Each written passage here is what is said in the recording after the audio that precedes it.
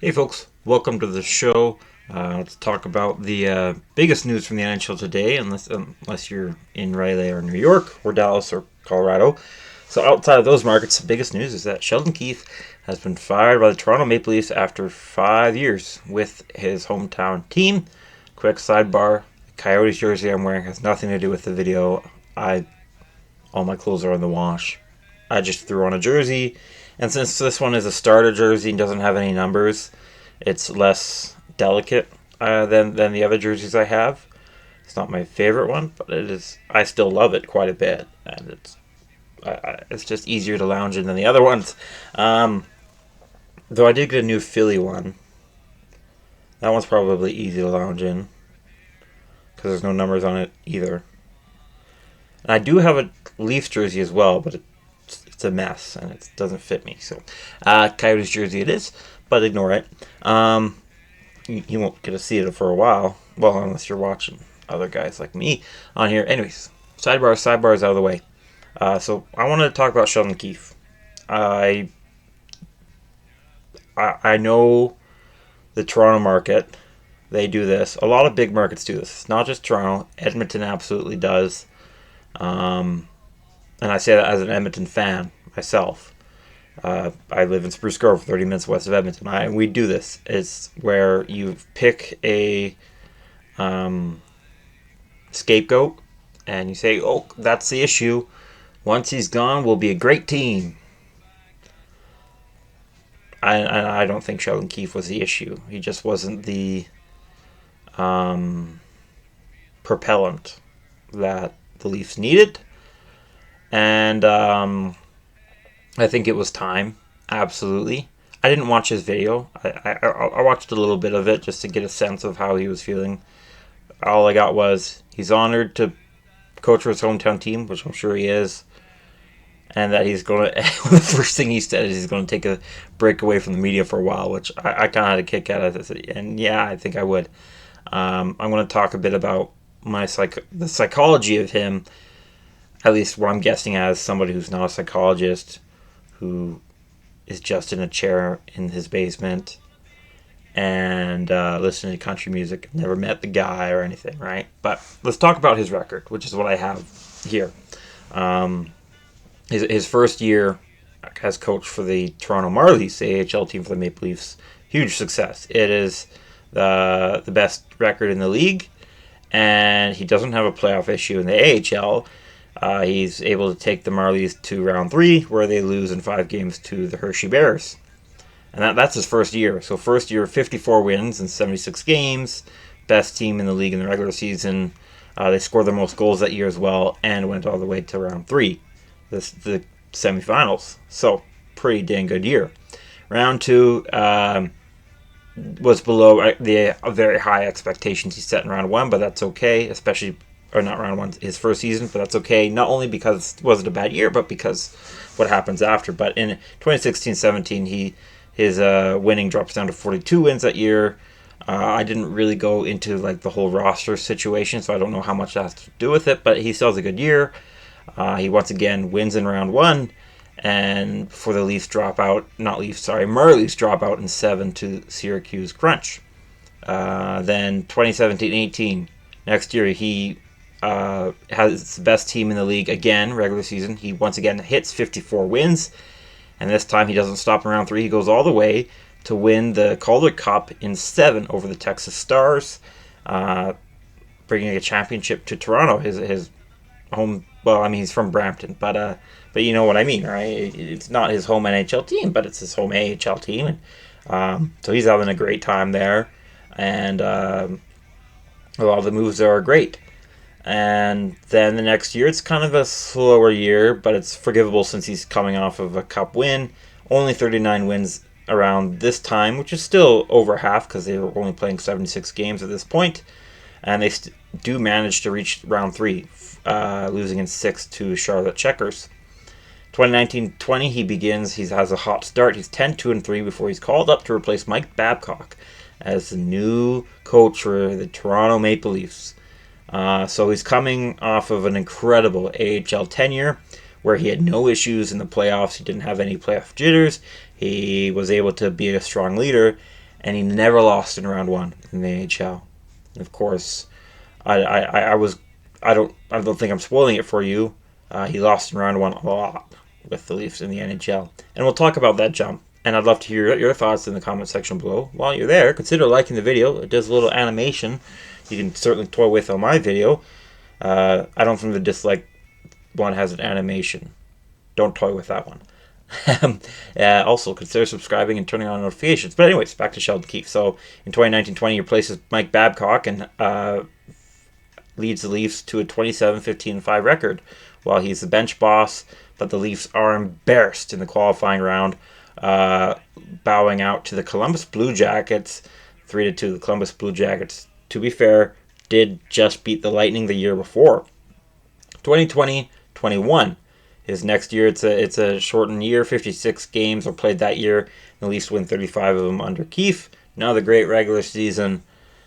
And then they lose in 7 games, embarrassingly, to the Montreal Canadiens. Not only a intense rival, a historical rival, division rival, but the Leafs should have had that series. Absolutely. I don't think there's a single person who looked at that series and said that the Leafs weren't going to win that one.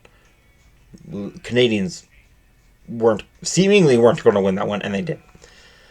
But there's a trend here I want to talk about that might make you think the issues aren't so prevalent here. Next year, 2021-22, the Maple Leafs have an amazing regular season year. I mean, it's late for me, but that's not an excuse. I'm still messing up. So Keefe creates his career high for wins in a single year in the NHL. It matches his career high if you include AHL. 54 wins. He goes 54, 21, and 7. It's an amazing year before bowing out in round one again, this time to the Tampa Bay Lightning in 7. Next year, Maple Leafs hit the 51 mark again for the second straight year under Sheldon Keefe. They go 50, 21, and 11. And this time they succeed in round one, make it to round 2. They win in 5, or not win in 5, sorry. They lost in 5 to the Florida Panthers. I accidentally wrote, maybe this is a Freudian slip, but over here I said they lost to themselves in round 1, but it was to Boston. Maybe they did lose themselves, and I think to some extent they did. But anyways, in 2022-23, they bowed out in round 2 to the Panthers. Now note, all 3 of those years, Montreal, Tampa Bay, Florida, they lost to the team that would go on, to the finals. But none of those teams won it. So they lost to the team who lost in the Cups 3 straight years. I don't think that's talked about enough. I think it's that's an important note. It doesn't excuse you losing, but it does add some air of, well, they're not just losing to any team in round 1. They're losing to the teams that usually go on a run. And maybe that's what it takes to go on a run, is beating Toronto in round 1. Maybe that'll happen to Boston. That's undecided as of this video. Because this year, as I'm sure you're all aware, the Leafs had a good year in the regular season. It didn't hit 50 wins, but they got close, 46, 26, and 10, before losing in round 1 in what I thought was kind of predictable at that point, but still had you on the edge of your seat.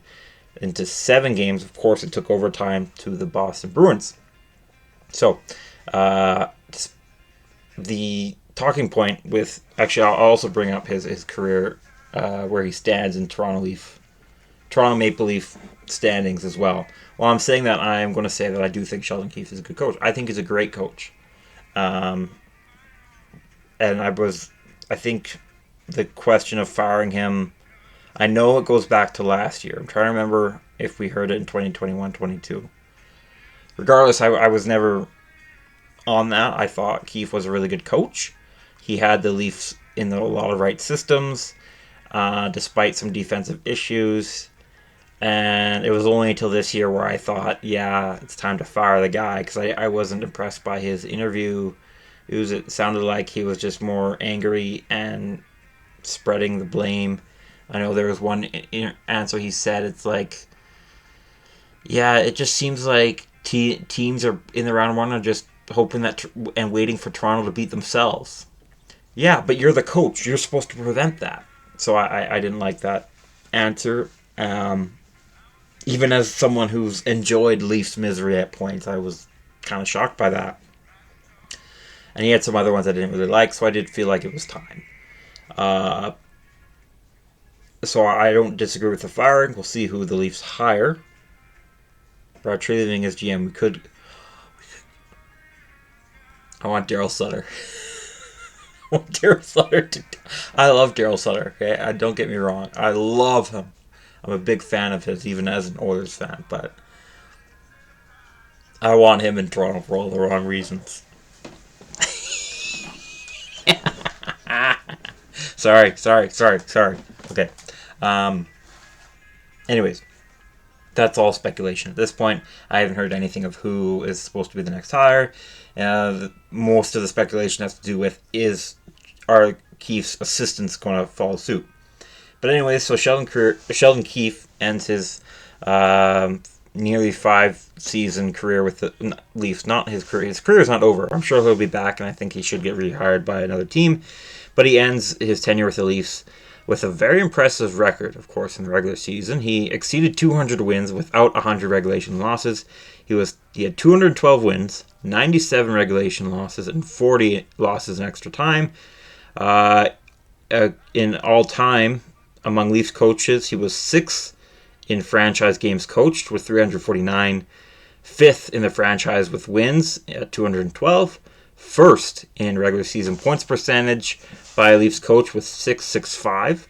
It is important to note that winning percentages are higher these days than they used to be, but still very impressive. And coaches are coaching more, even though their shelf life is pretty short. It's an 82-game season, whereas in the Leafs' glory days, I think it was like 40, 41. Moving on, Keefe was also 6th in playoff games coached for the Leafs at 37, 6th in playoff games won at 16. So you're probably doing the math. He coached 37 games and lost more than half of them. So he went 16 and 21 in the playoffs, and that reflects in that despite having very impressive rankings in all those stats I mentioned among all-time Leaf coaches, he was 12th in playoff winning percentage at .432. So obviously his inability to win in the playoffs is questioned, and should be. It should be questioned. Keefe's inability to win the playoffs is questioned, and I was going to talk about it a lot. I was going to talk about how I don't think he's mature enough. Maybe it's very hard to be mature with that Toronto media, and it's not just Toronto. Other big markets have that issue. Edmonton has that issue, but it is worst. It is at its worst in Toronto, and I don't think Leaf fans are going to say otherwise. It's pretty bad here in Edmonton. Do not get me wrong. It's kind of why I do this channel, because I can't stand the Edmonton media. Think of how I'd act in Toronto. I can't say that on YouTube. But anyway, so I was ready to talk about how I don't think Keefe is mature enough for a coach. He needs to take more responsibility. But the more I've talked about the Leafs lately, because of course if you're on YouTube, you want a hockey channel, you got to talk Leafs to get those numbers in. You're watching the video, aren't you? Now, that'd be kind of funny if this video only has 5 views in 2 days, and I don't get a lot of views, but I've been regularly getting over 10, and so I got some hopes for this video, but we'll see. Obviously, Sheldon Keefe is a very hot topic, but lots of other people have already talked about him already. I'm just adding my own dumb thoughts as well. So, what happens in the playoffs? What is the question that happens in the playoffs? Well, one is the power play. The power play sucks in the playoffs. And their offense in general. The Leafs cannot score more than 3 goals. That's been a talking point in the playoffs this year, and it has been for a while. They never exceeded 3 goals this year in round 1. To be fair, they probably could have this year. Jeremy Swayman was amazing, but I don't think Jeremy Swayman was good enough to have the Leafs have over 20 failed power plays in round 1. They only had 1 power play goal, and I think they had like 21 or 22 power play opportunities and only had 1 goal. I don't think that's because of Jeremy Swayman, though he did play great. But yeah. So, but now that I'm thinking, as I was going over this, I'm like, okay, well, he clearly knows how to win a championship. He clearly knows how to have a championship team and how to coach it, because in the AHL, he never lost in round 1. In fact, he got to round 3 in 3 of his 4 years, except when he lost to Syracuse in 2016-17. I wonder how the Syracuse Crunch did that year. I'm going to look it up as I talk. I'm going to multitask. I'm just having that thought now. I wish I had this thought before the video so that I could have it prepared. Because if Syracuse Crunch went all the way to the Calder Cup Finals, then that would just add to what I'm saying. But anyways, like his playoff, Keefe's playoff coaching is superb in the AHL. Like I said, gets to semifinals in 3 of his 4 years and gets to the championships once there and won. Syracuse Crunch did get all the way. So the 1 year he didn't get to the semifinals, he lost to a team that went to the finals. Who did lose? Crunch didn't win that year, but they went pretty far. So that means in all 4 of the, well, sorry, not all 4, because he won in 2017-18.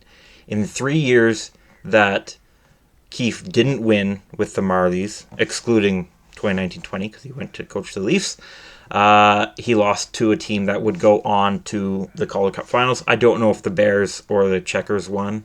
My AHL history knowledge isn't super perfect or great, but I don't think it really matters. I think it's already impressive that if Keefe's Marlies aren't winning it or aren't going to the finals, then whoever beats them will. And looking at the Leafs and their tenure, of the 4 exits, of the 4 playoffs that he's been to, not including this year, 3 of the teams that beat the Leafs went on to the finals and lost in the finals. Canadians lost to the Lightning, Lightning lost to the Avs, and then Florida lost to Vegas. So, what's that telling you? He's losing to some pretty good teams. Now, it is that he is not good enough. That's true. I'm not entirely defending him either because he did get outcoached. He is getting outcoached by Jim Montgomery, Jack Adams winner. He's getting outcoached by John Cooper. I don't know if he's won the Jack Adams, but he certainly could. And he's gotten outcoached by Paul Maurice, another great coach. Now, in this league, you have to be great, not just good. And I don't think Keefe is great. So again, I'm not, like, if I was a Leafs fan, I'm not angry at the firing. I think everybody kind of knew it was coming down if the Leafs didn't make it far. And they didn't. But, so I'm not saying they shouldn't have fired him. But what I'm getting to here is Keefe wasn't a bad coach for the Leafs. And maybe he was better than we thought. Maybe his playoff coaching ability is better than we thought. So maybe when and if he returns, he might be the guy for another team. And that happens. That absolutely happens. Oilers fired Jay Woodcroft. I've talked a lot on some of my videos about the Oilers, how much I love Jay Woodcroft and fully believe that we still could have won with him. Won the cup. I didn't like him being fired, but obviously the hiring of Chris Knobloch has so far made up for it. We'll see what happens. Like, he might next year we might bow out of the playoffs now, and the Oilers have 20 wins next year. We'll see. But I like Jay Woodcroft a lot, and so with the amount of turnaround we see in the NHL, obviously, coach getting fired doesn't mean they're bad. It's just mean at the end of the day, it didn't work out. Now, at the end of the day, yeah, Keefe lost to 3 teams that would go on to the finals, though he should have beat Montreal Canadiens. He lost embarrassingly to the Blue Jackets. That's true. That was his first year in the NHL. And we'll see how Boston does. They are playing the Florida Panthers, so probably not good, but we'll see. We'll see. They've already won a game. The series is tied at 1 as of recording. But it wasn't good enough, right? And that's also the thing that's being said about the current Maple Leafs team. It's a really good team. You are kidding yourself if you think this team isn't good. You are insane and just a hater if you think this team isn't good, and then if this team isn't full of talent that a lot of teams would love to have. But it's just not great. And that leads into a greater discussion on, okay, well, how was the Leafs roster constructed? Was it constructed properly? I like Dubas's construction of Maple Leafs roster. It is important to note that so he makes all these big signings in 2019-20 and 2018-19, and yada, yada, yada. You know, they're supposed to age into their contracts. Oh, look, COVID. COVID happens, and the cap has stagnated, so that made every contract that was really expensive look terrible. There's very few players who don't have terrible contracts that are over $10 million, and that's because their names are like Connor McDavid or well, I guess Nathan McKinnon's recent signing, but you know what I mean, right? It's these kind of names, and Austin Matthews can be one of those names, and he has been quite a few times. Well, actually, he is one of those names. Nobody's complaining about his contract. He just got a new one too, or extended one, I should say. So this video is going a lot longer than I thought, but people like to talk about Leafs, and I say I don't, but here I am. So I hope you find my thoughts interesting, or at least effective white noise, as I like to say. Love to hear your thoughts in the comment section below. I'm not done the video. I'm not done. Where was I? Yeah, roster construction. My biggest issue with Dubas's roster construction is a leadership issue, which has been discussed. And yes, that does come down on Sheldon Keefe as well. His leadership was not good enough. That is true. I'm not here saying you shouldn't have fired him, I think he could have been the right guy. I think he still can be the right guy for another team. But he didn't have a lot of support in the locker room. Who were the Leafs leaders over these years? John Tavares is your captain. What has he done in the playoffs that is super notable? Now, I like John Tavares a lot. I think is a capable leader, and he can be captain if he has proper support from Stanley Cup winning veterans. Who are those guys? The three old vets that I can think of who were supposed to bring that leadership all didn't win cups. The biggest names, I mean, maybe I can't remember one guy who was a depth forward on the Stanley Cup winning team, but yeah, I'm talking about big name players who were on cup winning teams. They have old vets who are who used to be big name teams, big name players, but didn't win.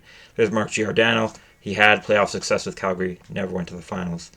They had Thornton and Marleau, great players, and I don't mean a ton of disrespect to them.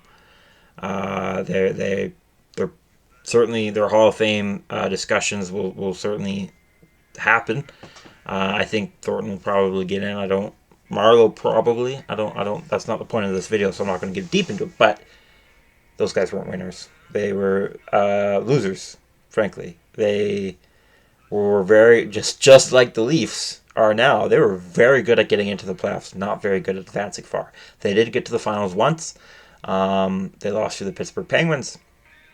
And if it wasn't for Crosby, yeah, maybe Thornton and Marleau are those guys who could have brought all this veteran leadership, but I don't know if they did. They brought good leadership. I know they were well liked. I know they were good or at least from what I hear, they were good locker room guys. But is that your leadership group? John Tavares, who hasn't won anything, very little playoff experience, but it could be a good captain if he has proper supporting cast. Who is that? Morgan Riley, I know he's an assistant. I like him. I think he's a capable leader. But again, he's not bringing much of that leadership. I mean, he is bringing leadership, but you know what I mean, that playoff veteran leadership. He doesn't have experience on knowing how to go far in the NHL playoffs. Patrick Marleau and Thornton didn't either. And Giordano, he had some success, but he never went to the finals either. So that is where my issue is. And that might be just me scapegoating, just like every other Leaf fans. And then I guess us Oilers fans do that a lot. Every fan base does it to an extent. But Leaf and Oilers fans probably do it the most. Yeah, getting rid of Adam Larson sure brought us a Stanley Cup. Right, guys? Right, Oilers Nation? Anyways, that's it for now. I think I've covered everything. So to recap, I like Sheldon Keefe a lot. He's not a bad coach. I think he's a really good coach, and I think he is capable of winning a cup somewhere. Clearly, he was not the right fit in Toronto at this point in time. He might have been a few years ago if it wasn't for COVID, maybe, but we'll never know. So for now, Leafs will search for a new coach as they try to find what their new identity should be. There's lots of expectations that there will be a major retooling for the Maple Leafs. They'll be under Brad Treliving, who I think can be a good GM. He's made a lot of moves I really respect. He's also put the Calgary Flames into a really bad situation. So we'll see how that goes. Once again, third time's the charm here. If you haven't already, please leave your thoughts down in the comment section below. I do read them. I'd be happy to see and see what you guys think. I'll probably engage with you as well. I usually do. And while you're there, like the video, subscribe, and turn on notifications for more. Tonight, because oh no, it's not tonight. It's not 1 a.m. yet. Usually I'm filming at 1 a.m. and it's a bad habit, but it's not. I'm 13 minutes away from Friday night, so I can still say tomorrow night I will hopefully see you for the Oilers and Vancouver Canucks Game 2 review. Whether you're a Canucks fan, Oilers fan, neutral, or hate them both, that's fine. I hope to see you there, and I'll see you whenever I see you next. Have a great rest of your wherever you're on your day. Bye bye for now.